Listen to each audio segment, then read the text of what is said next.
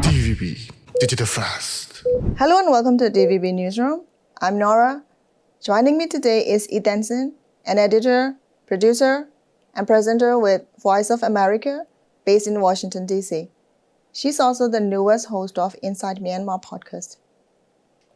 Thank you for being here. Thank you, Nora. To start off, what does the transition from radio to podcast been like for you? You're the first journalist to host Insight Myanmar, right? Yes, that's correct. So I have been in the broadcasting media field for about a decade now. Even before that, I started out as a reporter for the Myanmar Times bilingual newspaper, and starting from print media and then transitioned to broadcasting media at VOA. And now I am a podcast host at Insight Myanmar. So there has been a lot of transition since then. So I have been with VOA. Well, I was with VOA since 2015. And there I was the main TV anchor for the morning show and the host for the radio shows, and also editor and producer for the affiliate TV show, and also did weekend television shows. So I wore many hats. And also there at VOA, I was the beat reporter for the United Nations to Myanmar and congressional beats, where I attended congressional hearings. And from then, I went to White House and State Department frequently to cover Myanmar events. Working at Inside Myanmar is not so far-fetched from my previous job at VOA before, but it is in a different way. So podcasting, it is a new platform where the strength is it's Inside Myanmar, it's a long form interview. In the form of a podcast, unlike television, we are not limited by the airtime. And my strength at VOA and also my work as a journalist is engaging and personable, and I can bring that to my work as a podcast host for Inside Myanmar. As you guys may well know, the value of the podcast, seeing as you know, we're on DVB News podcast as a branch from traditional media like DVB News. I'm sure you can attest to the statement that podcasting is the future of media. Yeah, that's interesting. Do you feel you can say or do things in podcasting that you couldn't do on radio? Yeah, the like I said, the most competitive thing we can do on television and radio is airtime. There is people's attention spans are getting shorter and shorter, and as a traditional news agency, as you put out the news, you need to think about the way people are consuming. And with that, when you're on television, especially when you are on satellite television, you are competing for this limited time slot that is allotted for you to deliver the most accurate and the most important news at the top of it. But with podcasting, it is a different way of consuming media. And I get to be engaging with the guests and have actually an in-depth analysis and conversation about the things at end. And as you know, Myanmar issues are very complicated. It's not black and white. And I feel that only if we have enough time to sit down and chat about it and put things in context, not just a blip, not just a 1-minute video, then it could really benefit the audience and give them the kind of news content that they deserve. Yeah. Can you tell me what's the status of Voice of America's Burmese language news service? Yeah, so I'm gonna be careful with what I say on the record regarding the current state of VOA as a whole as well, because a lot of things are going on. There's so many variables, and nothing is really set in stone yet.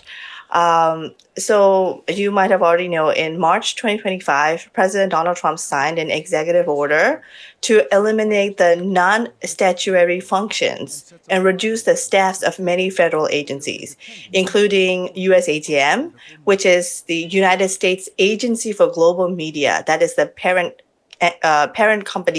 agency of VOA. So many of the federal employees, including VOA staffs, were put on admin leave. And as of right now, VOA Burmese service is not broadcasting right now. So as you have mentioned, You've worked as a news presenter at VOA since 2015. How was it covering Myanmar's democratic transition, which ended with the 2021 military coup? That is probably one of the hardest things I have done in my professional career, to cover the events following the 2021 coup. I was the face of the morning news, or I guess like the daily evening news in Myanmar. And one of my many responsibilities, beside appearing on television as a TV anchor, is also as a producer. So I would write my own stories and compile a collection of news stories of the day, and also have to edit the footages that come in.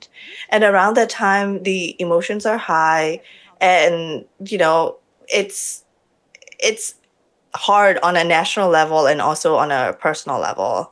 The uncertainties. I remember I watched as the pro-democracy crowd moved from Minigo, Leran Sule, and shortly after that, the police armors with trucks, moved towards the crowd, and the violence broke. And I don't know if I've ever shown this side of me on TV, because I have to be the calm and composed version when I deliver the news. But it was really difficult to watch the footage. And also, my job behind the scene is watch the footage and sometimes have to censor the graphic content. And to be honest, I really didn't want to do it. I really wanted to quit, and I didn't want to continue my work as a journalist. And I just want to forget about it and go about my day, because, in Washington, D.C., it's a relatively peaceful place and I could forget about it. But just eventually I came to terms with myself that I value my connection with my home country, and also our audience who need independent news more than ever, because around that, starting from 2021 coup, the independent news media in the country has been shut down. So because of that value system that I have, that I want to continue my engagement and connection with Myanmar. And so that's why even now, when I'm not with VOA anymore, I want to continue my work in the same way, with the same value system that I bring to Insight Myanmar Podcast. And I want to preserve my connection with Myanmar. And I feel somewhat of a responsibility for Myanmar audience. You once described journalism as a kind of rebellion against censorship and stereotypes. Has this perspective changed since the coup? When I first started out, in the early 2000s, I started out as a reporter for the Myanmar Times. I was young and I was headstrong, thinking that I will use my pen as a weapon. And around that time in Myanmar, in early 2000s, there was still heavy censorship on what you can publish.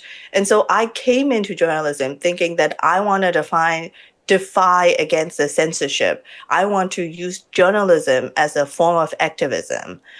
But, as I gained more experience working as a journalist, I realized that journalism is a profession. It is not synonymous as the work of an activist. I want to share with you one of my favorite quotes. It's called, "The news may be good, the news may be bad. We shall tell you the truth." That is a quote from the journalist Williams Harlan Hay during the first VOA broadcast during World War II in 1942. So I attest to that quote, and my profession as a journalist is to report accurate and objective news, whether I like it or not. And honestly, my feelings about the truth is irrelevant. It's my job to present the truth. VOA Burmese reaches millions inside Myanmar. How did you measure impact, and what kind of feedback did you get from the audience? So we have various ways, not just VOA Burmese service, but VOA as a whole, as a system of collecting their data about what the audience are thinking and whether they like certain programs more than the other. We also get insights from social media like Facebook, different platforms give you feedback, and then also from the devices that people tune in. And when I was at VOA, we always welcome and receive many messages from our audience. So we actually have this program called Letters from Burma, where we would read audience fan mails on air. Did it change how you think about your work? Oh, of course. I think we take feedback very seriously, and we always were trying to improve. And sometimes, audience are the most consistent part of our job. They listen to our footage and our news all the time. So with that, I think I can speak for my team at VOA that we were always trying to improve for better based on the feedback that we get. As a journalist in the US, what kind of challenges do you face in verifying news and information coming out of Myanmar? So when I was at VOA Burmese Service, although we are in Washington, D.C. as a headquarter, we did not work alone. We rely heavily on our stringers and correspondents in the country, and I guess post-coup is in the region. And we always double, triple check our sources. And that has always been the case. But especially after the 2021 coup, it was slightly more difficult. On top of the fact that we have to always protect our sources, and now we also had to protect our journalists from what they say. And a lot of our journalists were still living under the military rule. So, have you ever had to hold back a story because you could not be sure? After the coup? I wouldn't say hold back in the way of self-censorship, but sometimes people or our sources have concerns about appearing on television. In good old times, people like being on television. People like sharing their opinions. But after the coup, security and safety is our number one priority. So sometimes we have to blur the face, we have to distort the voice, and sometimes we can't share the byline of the journalist. So we have to make adjustments. And no matter what, yes, it's important to report the news, but it is the most important to protect the lives of the people. Could you share one of the stories you reported that sticks with you to this day? So it is one of the most memorable in my recent journalism experience is that when I went to the White House to cover an event, International Women of Courage Award, that is received by a Myanmar woman. I think that is in my greatest honor to be in a position as a young Burmese journalist to be in the White House in the presence of the First Lady and the Secretary of State and report in front of the West Wing on the White House lawn. And one of our own Burmese women is receiving the highest honor. And that really stuck with me. That really stuck with me. And I felt like it feels surreal, and I feel the greatest honor to be able to do that.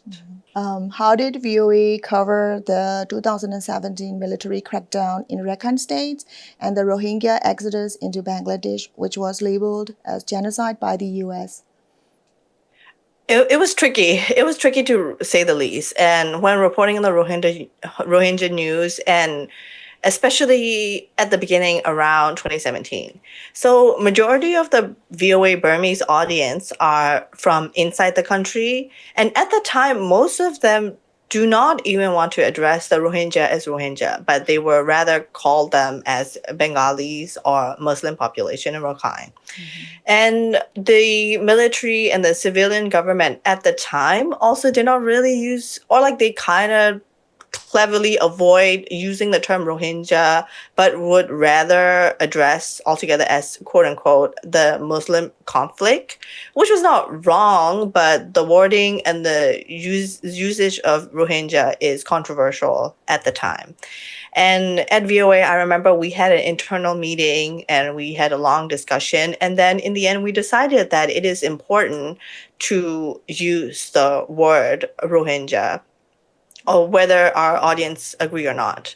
And at the time, our audience did not always have the positive of feedbacks regarding the word Rohingya being used by VOA Burmese. So on Facebook, they would make it known. We received multiple feedbacks that are unpleasant. At some point, it was uh, getting out of hand in a way that they would use certain curse words, swear words, that we needed to use Facebook platform to specifically filter out the spellings of the Burmese curse words so that it won't be spamming under all our broadcasts and in flooding in the comments. So it was a tricky time to navigate. Do you see a difference between how Myanmar media covered the Rohingya before 2021 and after the coup? Well, the thing is, after the 2021 coup, there was very little independent news media coverage from within the country.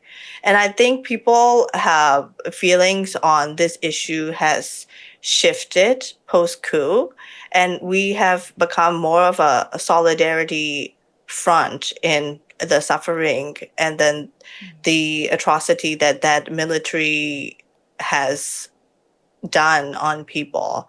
So I would say there has been a shift since post coup as well. You have experimented with different styles of journalistic storytelling. What do you think best connects with Myanmar youth? I think Myanmar youth is hungry for more information and more connection. And I think different platforms, I totally agree that VOA Burmese or other traditional media way of doing television and radio, but the way that we consume news and information has changed. And it is important to have more engaging platform like podcasting and which we bring in the youth because youth, young people have so many different valuable opinions that it is important to hear them out. But culturally, we sometimes tend to dismiss the younger people as less knowledgeable, but we need to hear their voice and also we need to change with the time.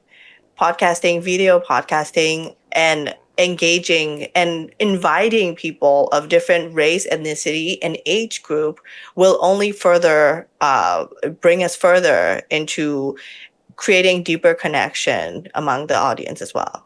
Do you think they trust international media like VOA, or are they more drawn to the grassroots creators? From my experience when I was at VOA Burmese as well, the way they not just the youth, but a lot of us don't have the attention span to just sit and watch TV or news for hours. So it needs to be consumed in a different way. And I can't speak for all the youth, but there is short form media surrounding us everywhere. So if you have time to listen to long form interview, like the kind of interviews that I do at Insight Myanmar Podcast, then you would actually get the entire scope of the conflict at hand and have the context to further argue about it for or against in a more intellectual way, and more well-rounded arguments could be made from that. So looking ahead, what kind of stories do you want to explore for the Inside Myanmar podcast or for other platforms? I want to stick to my value of the core of why I'm doing it. I always go back to the why of why I'm doing it is, whether was at Myanmar Times or VOA or now with Inside Myanmar, I want to stay engaged with Myanmar. So I will continue to interview important players in the Myanmar scope, and not just ambassadors and congressmen, but also the ones that are actually on the ground working on the future of Myanmar. Do you think you would ever start your own podcast? Maybe not in the form of a podcast, no, but I really enjoy and find value in having a sit down conversation with people who are actively working on Myanmar and are experts on Myanmar. So I will continue my work as a journalist, as an interviewer, no matter which news agency or which company I'm with. And at Inside Myanmar, I feel like it is my own because I have a lot of choices in terms of I'm at liberty to interview and do work in the way that I believe that the audience deserve. And I also welcome ideas on who you think I should interview next and how I can better contribute in building the future of Myanmar as well. Before we wrap up, is there a message you'd like to share with the people of Myanmar? The people of Myanmar is me and I am them and we are one. And although I'm on the other side of the world and not there physically, but my heart is and will always be with Myanmar. And it is the home that I carry with me in every stage of the life. And I will continue to do so. And I will work to build the future of Myanmar as well. So thank you for sharing your story and your time with DVB. Thank you, Nora.